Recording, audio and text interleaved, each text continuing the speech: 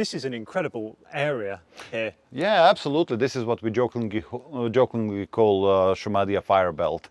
So basically, we are standing right underneath one of the extinguished volcanoes, which This is a volcano? Absolutely. Wow. Okay. This is called Borac Krš, and it's actually one of the reasons why this area was so heavily populated throughout prehistory and historical times, because this is one of the richest area with everything just on top of your fingertips, with metallogenetic layers between Borac and Rudnik mountain, which actually translates to the mine.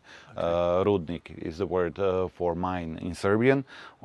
And then we have sedimentary deposits all over the southern area, so rich with flint, limestone, sandstones that were used for tool making. So this is one of the reasons why we study here, because at this area people have everything they need for a very comfy life. Ah, okay. So, I suppose in a contemporary sense, this would be the city against a village.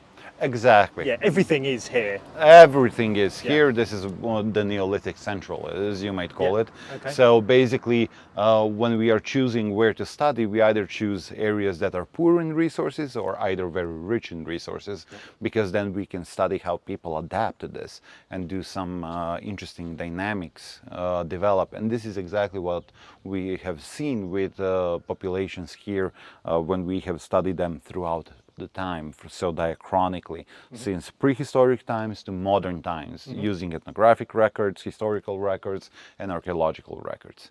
And most amazing changes happen actually in prehistory, so between early Neolithic, mid to late Neolithic, Neolithic, and Bronze Age. Wow. So what are the major sites around here? So the two most important sites are Grivats and Cusats. One is some 5 kilometers from where we are standing now, the other 7 kilometers in the other direction. And these are the two huge Vinča sites, both of them covering more than 30 hectares. And the thing that really stands out with them is just the sheer density of the population at these two sites, because at one of the sites where we have done geophysical non-invasive prospection, we have seen that there are more than 700 houses at the site. 700? Exactly. So it's very, very dense then. Absolutely. Very dense. We are seeing houses that are neatly arranged in rows, streets, maybe even some plazas. So we are watching some proto-urbanization here. And the incredible thing is, it's being done without a blueprint. There are no prior towns that you would model these upon. So they're basically autonomous? Absolutely. Autonomous. And can you tell me what time period they date from? Exactly. So they both of them were dated by radiocarbon methods, and we know that they start at 5,300, so earliest Vinča, and then spring through entire Vinča existence. That's incredible. So they basically predate the pyramids, Stonehenge. Absolutely. Babylon. Absolutely. Wow. Is there any chance that you can take us to one of these sites? Absolutely. We can go right now. Good, because it's going to rain. Absolutely. Let's go.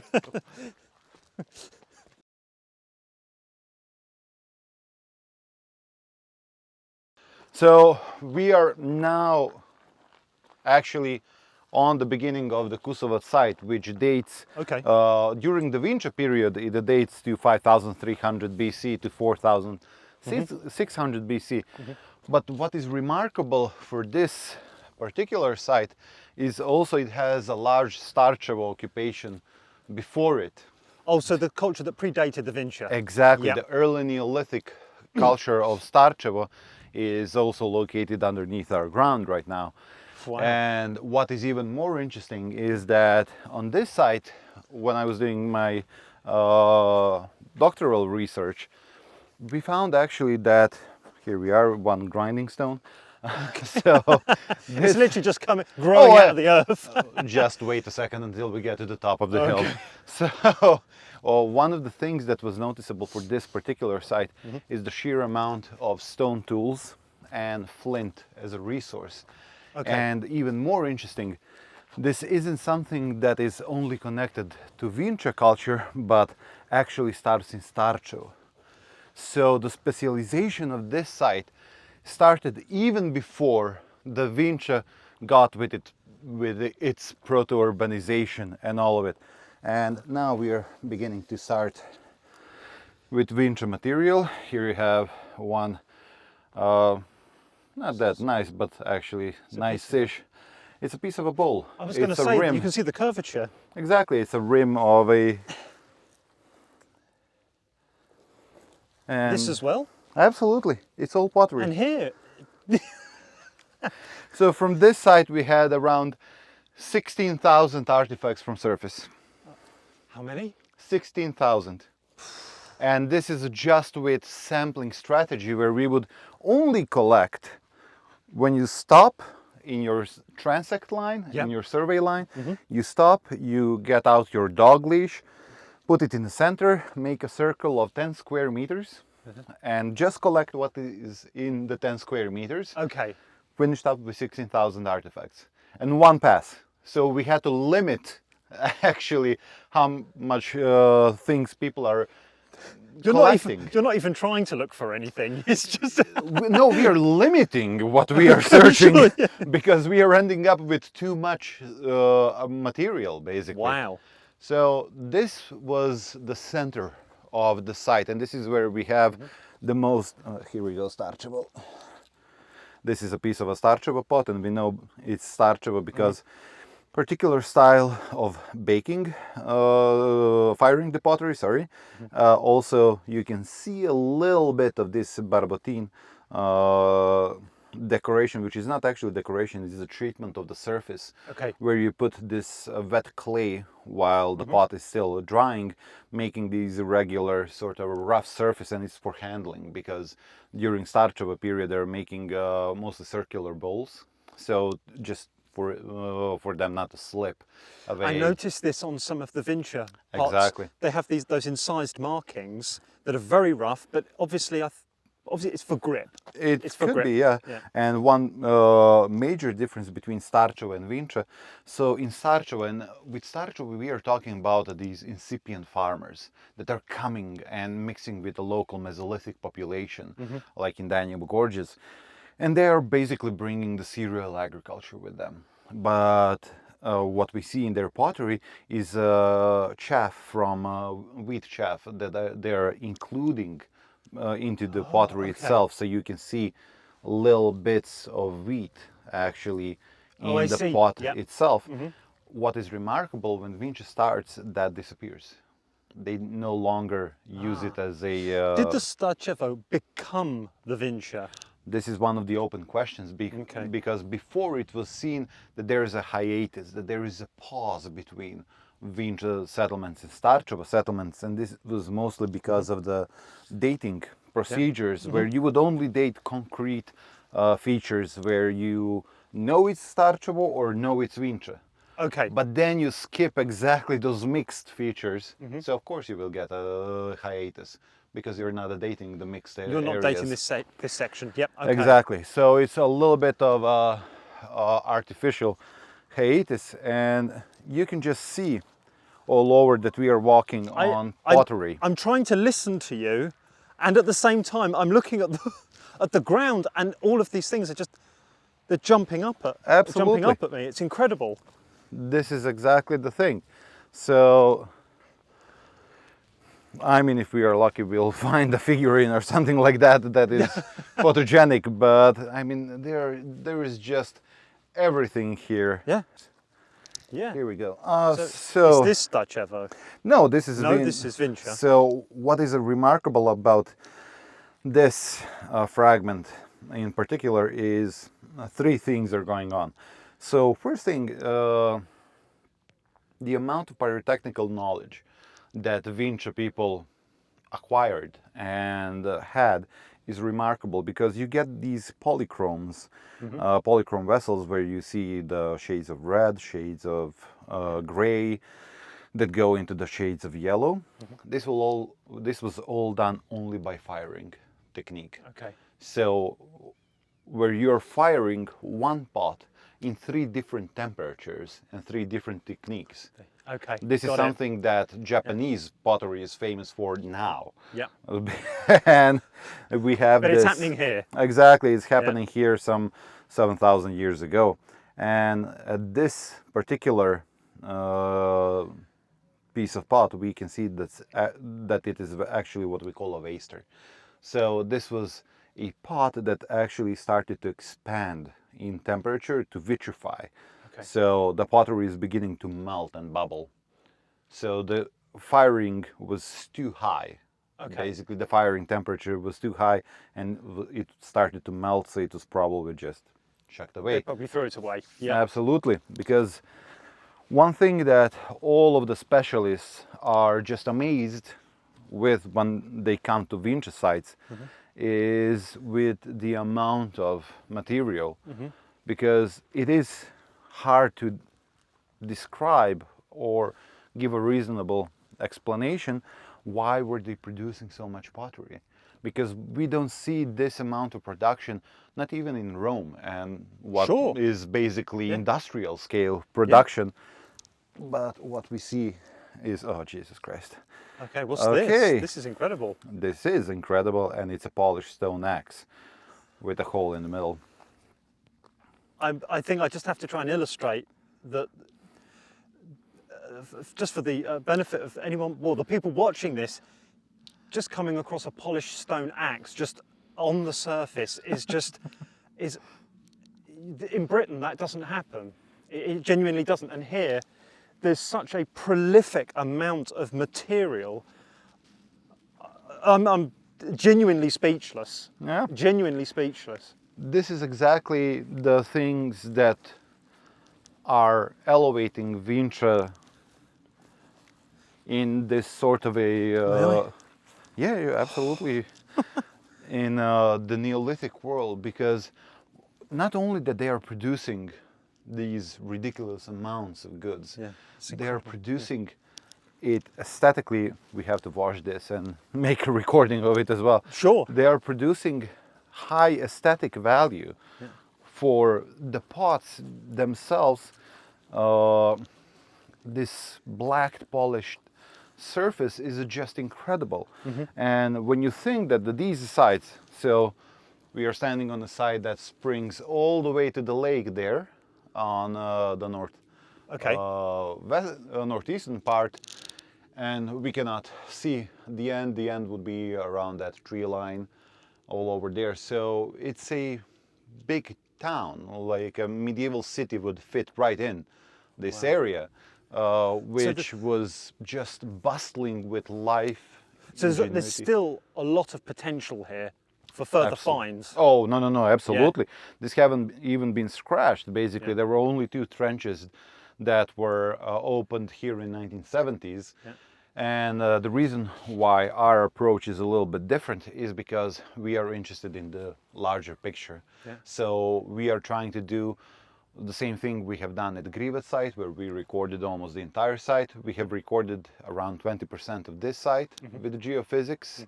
And so we are trying to be as non-invasive as we can to get whatever is happening, and then target the particular features which will answer the most questions. Because archaeology is a destructive science. Basically, once you excavate something, it's gone for further generation. But if we get enough material with geochemical, geophysical, satellite imagery, remote sensing, multispectral cameras, drone photography, all of these techniques working together, and then just excavate proper places to get the most answers from, this is where we can say that we have damaged the least amount of site, protected the most of it, and got the most of the what we needed, basically, to answer these large-scale questions. Sure. We are effectively standing, aren't we, on the site of the genesis of European civilization. Well, to a certain extent, I suppose. To a certain extent, everything is a genesis of something else. Of course. But I would say that even with like if we even don't connect these sort of things in a direct fashion, it's so incredible to think that people that lived here 7,000 years ago started on this human trajectory that changed the way we live, that gave idea of basically living in encircled towns and whatever you call them at that level of population. And this is something that is remarkably different from anything that have existed before. This is exactly what this idea where when we are talking about things like first metallurgy, yeah, absolutely, it happened in Balkans from what we know now. But it's not a racing discipline. It doesn't matter that it's the earliest, maybe something earlier will be discovered. But what matters is that 7,000 years ago, here a population density was so elevated and the culture that they created was so advanced that it basically fostered ideas that gave birth to that smelting of metals, to this polishing, tool making on industrial scale, and this sort of a living with everything connected into one. So religion, aesthetics, proto-science, if you want to call it, economy, and everyday living was just one neat little bundle that allowed people to live in this high culture for almost 1,000 years. So there's something very philosophical happening here then. Absolutely. Yeah, it's amazing. What's this? Sorry, this? So this is a part of what we actually could be, let me just see the profilation. It could be an amphoret because, or just a biconical bowl, but we can find these amazing, we have no other way to call them because they look like Roman emperors, so we call them amphorets, which are huge basically. And here, this is what I was searching for. So here are the remains of the Neolithic architecture, basically wattle and daub houses, which on other prehistoric sites, and wattle and daub has been used as a technique to the 19th century everywhere across Europe. But what stands apart the Balkan Neolithic with the Vinča culture as well is, if you look at it, it's pottery basically, because the houses of Vinča culture, where we are still a little bit in the dark, were they deliberately burned or was it accidental fires? But to bake wattle and daub structure into basically ceramics, you need temperatures well above 1,300 degrees Celsius. So a whole house was burning at the temperatures that you get in pottery kilns. That would be hotter than the heat needed to smelt. Yeah, basically. So smelting of copper is some 100 degrees lower than this temperature, which just goes to show that thing that we were talking about, pyrotechnics, which they were the masters of. And if you imagine, so it's just, if you're standing in the middle of a town square, for instance, an old city of Venice, this is basically the same area that it would cover. And it's right here, right, happening 7,000 years ago, with sites like this, some every 5 kilometers equidistantly. So just that human potential is something that is amazing, and for whatever reason, still not properly researched. It's incredible, isn't it, when you think that you have sites, not just here, but across all of the Balkans, and even though some of them may not be connected, there is this very distinct cultural uniformity in what they're producing. Absolutely. And I wanted to show you one more thing. Of course. That we are still trying to find a proper way to transport it, because this is one of the things that we have been discussing about the stone industry. So usually your grinding stones will be yay big, around 10 kilos with 30 centimeters in diameter. But on this side, something else is going on. So, in addition to those grinding stones, you get things like this.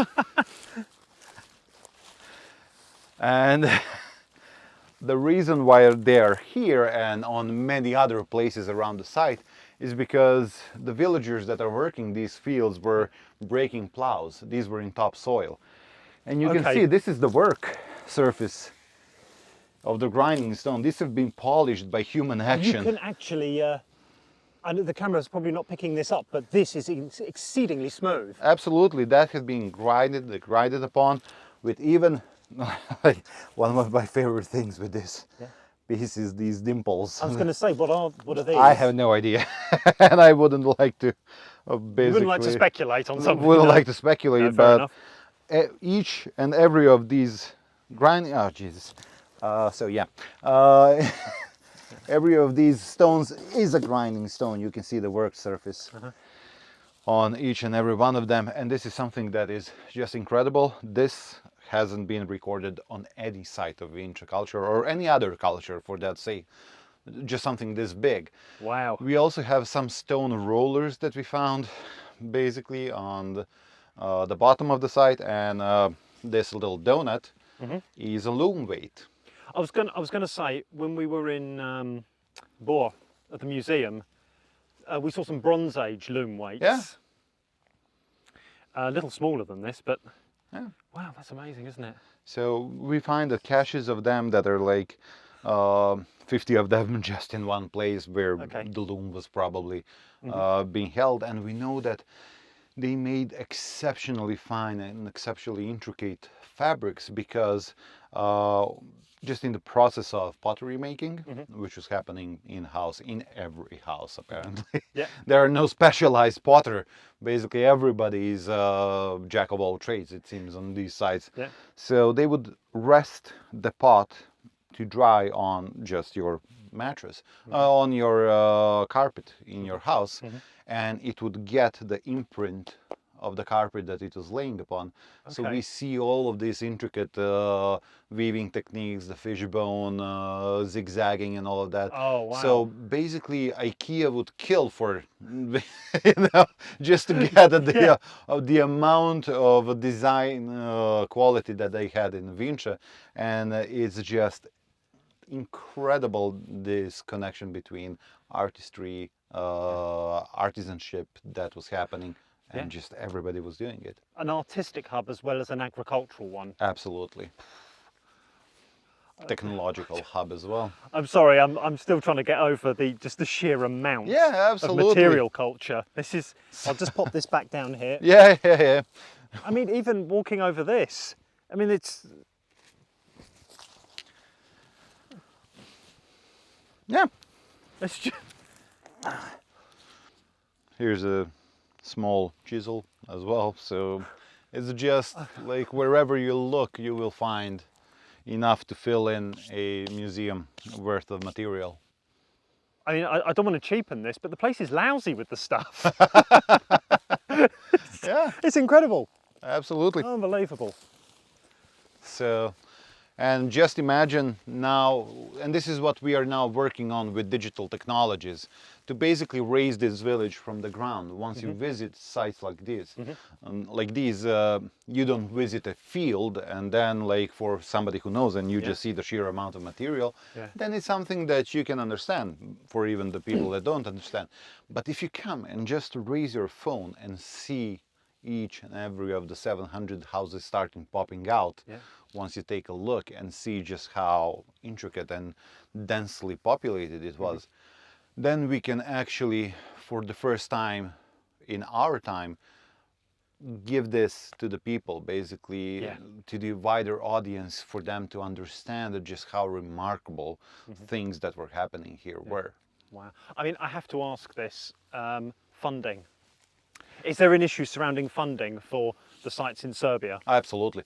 So one of the things, especially with prehistoric sites, is that the funding is scarce for archaeology in general. Now, we have been lucky to find a understanding ear of some people in executive government, in a sense that we got this capital project for Vinča site, which will help to strengthen the entire research of Neolithic in Serbia, at least, and then hopefully in the surrounding countries as well. But one of the main reasons why the funding is scarce is because, well, basically, not many people know about it. Sure. Yeah. So this is one of the reasons are myriad, and like it would take a lot of time to just get into those. But basically, unlucky strain of historical events in Central Balkan got to the place where, for whatever reason, this hasn't been widely known. And then now the research is starting to pile up, and to many grassroots movements start to build up organically. And this is exactly where we are now seeing people like you, like that are becoming interested in this sort of events that took place 7,000 years ago, where you're interested in history, you're a scholar of history, and then you run into something that is not known. Yeah. And then it's a nice little mystery that... If you want the Romans and the Greeks or the Egyptians, you can pick a book up. Exactly. Vinča, there isn't very much in the way of literature, especially in English. Absolutely. And English is such a widely spoken language. Do you see what I mean? Absolutely. Yeah. There are articles, I mean, those are, how do I say, scientific articles that are not widely available to wider public. And there is another thing, that we are in dire need of a new systemic publications on Vinča culture, because usually it's being publicized by site. But what we need is a story and a storyteller. Basically, because this is as important as all of the fantastic scientific work that colleagues and we are doing, basically. But we need a narrative. We need this sort of a telling of this story, that it's not just something that don't matter today, because we are talking about organization where human beings stopped living in small, you know, ambiguous camps, and started living in a modern way. Wow. Thank you for bringing us up here. Absolutely. This is just something else. Now we can head to the other side of Okay. Lead the way. Okay, let's go. So, where are we now? So we are now at the famous site of Cusats, where there were excavations since 1950s. And again, similar to Cusats, exactly same like Cusats, we have first Starčevo occupation in lower levels of the site. And then this whole area that is visible here is one huge Vinča site, where we are standing right now, and crossing to that field, we have 7 lines of defensive ditches that are surrounding the site and enclosing the site. So this is something that has been previously unknown for Balkan Neolithics, and only with the large-scale introduction of geophysics and this non-invasive remote sensing techniques were we able to see a site for as one whole picture. Because before, the excavations that were done mostly in the northeastern part, and this was thought to be another site, because it was almost unfathomable to people to think that Neolithic sites can be that large. Covering more than 30 hectares. Okay, and I understand that the cultural deposits here are very rich as well, including figurines, pottery, amulets. Absolutely, absolutely. So at Cusats we have the whole shebang, we can say. So starting with subterranean dugout houses, the earth lodges, of Starčevo culture, going into early Vinča with those very distinct figurine styles, very developed figurine styles, going all the way to like late Vinča with the closing of the site at the end of the Vinča period. But then the site kept on being used because from the surface collection we also found only few shards suggesting that the population had a steep decline, almost fell to zero. So population that was measured in thousands for this valley plummeted down to maybe a couple of people living in this area, just judging from material culture, but they also used the very same spot to settle. And then with the Metal Ages, the Bronze Age and the Iron Age, we see a completely different pattern of using the valley. Dispersed households all over the valley, where they had one meeting point up there in the upper hills of this region, where there was a hill fort that was basically a focal point, completely different way of utilizing the landscape and completely different way of living, where now you have these dispersed families that are living in this landscape. No longer you have that human potential all living in one spot. You don't have these big sort of big communities working together. They've all, I suppose they've all turned away from tribalism into these family units.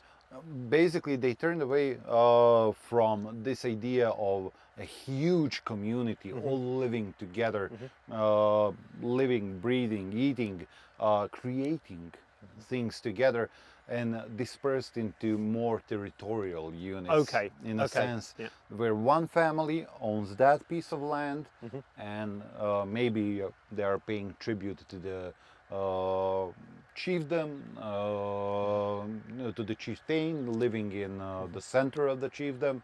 No longer you have this sort of a aggregate community that basically don't have any material separation, but has some different sort of a social organization that is defying for now what we know from social theory, basically, and the emergence of hierarchy. Because what we don't see in Vinča, especially on these massive sites where there is no chieftain house, there is no one house that is to rule them all. You know, there is just this sort of a completely communal effort where the houses are very similar. The amount of things in houses is remarkably similar statistically, where the amount of artifacts per house is only connected with the floor area, in the sense that the more inhabitants house has, the more material wealth does it have. It doesn't, there isn't a single household that just springs out, you know, as being rich, or few households being richer from the rest. It's there is something very different going on, and there are anthropological analogies, especially in clan-based societies, where the power isn't in material wealth, the power is in your social status. And for a culture that is so turned into this sort of a communal living, where you have to imagine, just imagine how much of social fabric there was basically woven into everyday life, where things like that are very, very common for our species, in a sense of, if you have 700 houses very tightly packed, communal conflict will be present for sure. Somebody will be singing at 11 at night, you know, like where the neighbor wouldn't like it. So there needs to be a social fabric that allows for resolution of these social conflicts in order for this type of living to continue for almost 1,000 years. There's basically a great deal of complexity going on in all elements of Vinča society then. Absolutely. At every level. Absolutely. Could you take us for a wander around some of the areas, or is that not possible? No, we can definitely go for a wander around. We can go around the modern irrigation that is happening right now. We'll follow you. Absolutely. Yeah, let's just... Well, this is one of the things.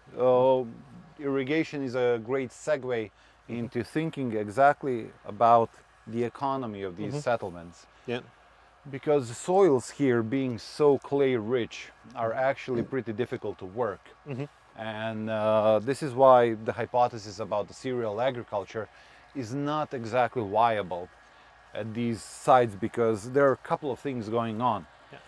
If you look at these sites from aerial perspective, you will notice one very interesting thing, is that the soil on the site itself is extremely dark, and this is because this is anthropogenic created soil, which goes into one more very important thing that happens during the Balkan Neolithic, and this is that the life has and the population has become so large that people, for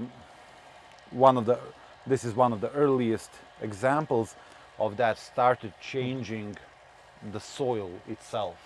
Okay. So we have geological processes that are happening because human life is so ubiquitous and their actions are basically so long term that even the geology and pedology of the region was changed. And why is that also interesting in an economical sense? Because if you look the site from aerial perspective, which we will do, you can see that just a little bit outside where the site ends, you start seeing these lighter soils, which are forest soils. Okay, sure. So there wasn't much clearance around the site. So cereal agriculture wasn't the mainstay. It's interesting because we always attribute the change in the environment to us today, No. but human beings have always been doing this. We've been changing the nature of the environment around us to Absolutely. suit the way we want to live our lives. Absolutely. This is one of the very important things to realize, because once humans aggregate in numbers big enough, they start changing everything. Yeah. Because our community, our communal effort allows us to, through strength in numbers, basically adapt the landscape for us, and then not just be the users of the landscape. Sure. And adapt ourselves to the natural Yeah. resources. It's a very delicate interplay that happens right there. And right in this field where we see modern agriculture Yeah. happening, there are 7 lines of these fortifications that are enclosing this whole area. So now imagine we are now seeing just a couple of houses and there's a very lively sort of a community. Imagine if we are now looking at 700 houses, each one housing at least 8 people in it. And you said that this community stretches all the way up to that houses- house over there, right over in the No, on the hill. houses on the hill Yeah. over in the distance. Over in the distance. Yeah. Yep. Yeah. So a huge area where you can imagine a whole town being placed Yeah. and living and sharing with a couple of thousand people, just working together and inventing and creating. And also one more thing that we need to take into account: if the cattle herding was the mainstay of this culture, we also need to imagine thousands of cattle just here, and that symbiosis of animals and humans, because animals are not just an object that is sprung around the landscape. This is what also structures the life itself on the site. So I think it will be much easier to imagine the whole site once we look at the geophysical plan of Sure. it and just see how complex that is. Yeah. No, definitely. It's one of those things, isn't it? Especially when it comes to livestock. Livestock doesn't take care of itself, does it? Absolutely. There's a huge deal of time, or sorry, a great deal of time is taken up looking after them, feeding them. Where do you get the food from? Absolutely. To feed them, you've also got to feed yourself. It's a completely symbiotic relationship Yeah. that we in modern times don't perceive anymore, because The production of food is completely taking away out of the cycle of Yeah. consuming the food and discard of the food itself. But when you think of it, like, your life will be hugely impacted by your animals, because and this is going again to that agent-based theory and agency in general, because you can have your desires. You want to go and visit the seaside to Greece, but your cows don't. No. And they need to eat, they need to breed, they need to die, basically. You can't leave the keys with the neighbour and say, while I'm on holiday, could you look after Exactly. the cows? So, of course, humans do have agency, but in traditional society, the agency is interwoven with the agency of the animals.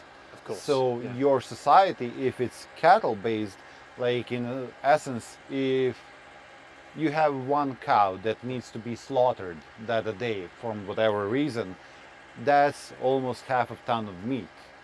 And in pre-refrigeration days, that half a ton of meat has to be shared. Yeah. It cannot be preserved. Of course. You see this as well, don't you, in the later Bronze Age, where the communities are coming together and ritual is built around the sacrificing of an animal. Absolutely. Yeah. So those rituals of feasting basically bring community Piece closer together. Yeah. And one thing that we found at this site by surface collection was that a lot of labor was happening on a settlement level. So for instance, ground stone tools were found exactly in this area here that is closer to the outskirts of the settlement, to the fortification. Basically, you want to do the noisy part away from the houses. Yeah. But everybody's doing it. Then the flint working was again concentrated in one area, which means the community is doing it. And then, of course, the thin wall, the serving vessel, pottery was again concentrated in one place, which means the majority of the community, if not the whole community, was feasting together and eating together.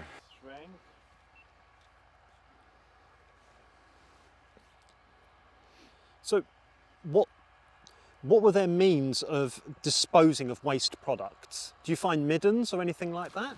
This is very an interesting question, and with a very interesting answer actually, because this is one of the startling discoveries that we made in both surface collection, and that we kind of already had an idea during the excavation, because in all of this area that we have surveyed in 2017, 103 square kilometers, where we walked through every field, surveyed every plot of land here, we didn't find a single Vinča artifact outside of the settlement, including garbage. So it's all kept here? It's all kept inside. And this is a very interesting question, because when we are excavating, we do find there are, for instance, cases where in houses we find a huge loads of a material which isn't exactly your household material,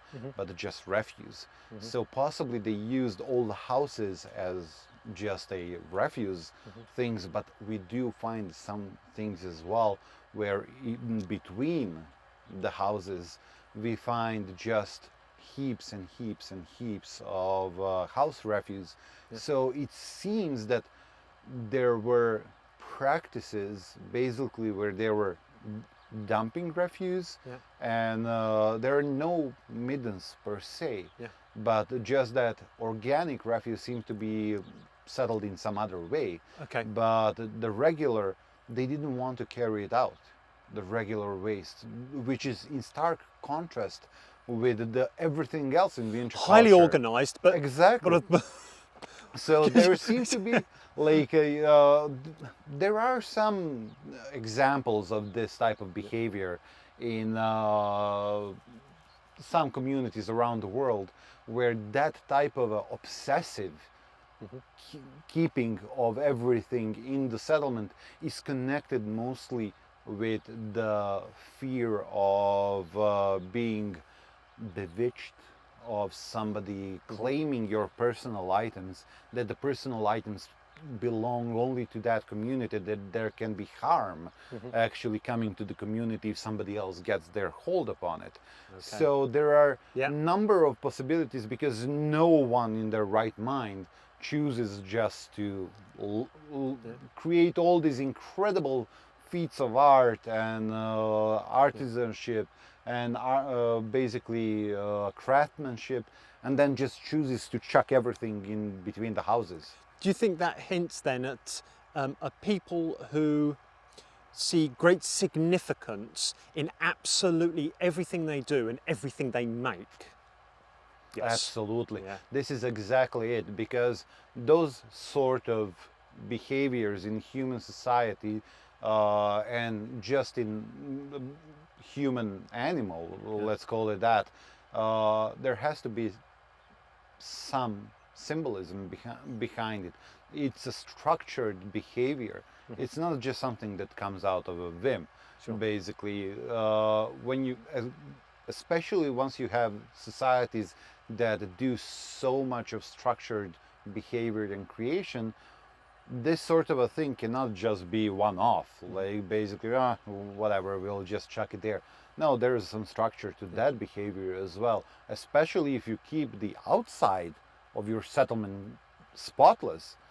Basically, this screams Sure. some sort Something's of a happening structure, here. Yeah. some sort of a function that this sort of behavior takes within the community, and it's not just your, you know, artificial or just accidental behavior. Okay. There is something much deeper connected. It's either the delineation of us and them, Yeah. or delineation of our world and the outside world. Okay. So there are a number of things going on there. Speaking of function and structure then, what's the future hold for this site and the work that you're doing here? So basically, we have now a multinational team working here. So that started with my mentor Brian Hanks and our team from University of Pittsburgh, when we wanted to rekindle the research that University of Pittsburgh was doing in Serbia in 1970s, because 50 years of that was coming up. So we just wanted to make a nice sort of a memorial of it. Yeah. But that changed once we came to the site with new technologies, new techniques, new methodology, and just saw the potential that basically knocked us on our asses once we saw what's there. Yeah. That we need to approach this seriously, and then we started building the whole infrastructure on every level. So now we have support from multiple institutions, the municipal support from the municipal of Knić, the city of Kragujevac is supporting us. So the plan is to continue these projects, developing new and innovative technologies, working more with IT technologies and all machine learning, to get more and more data and to include more and more institutions over here, because this is something that generations of universities can be doing.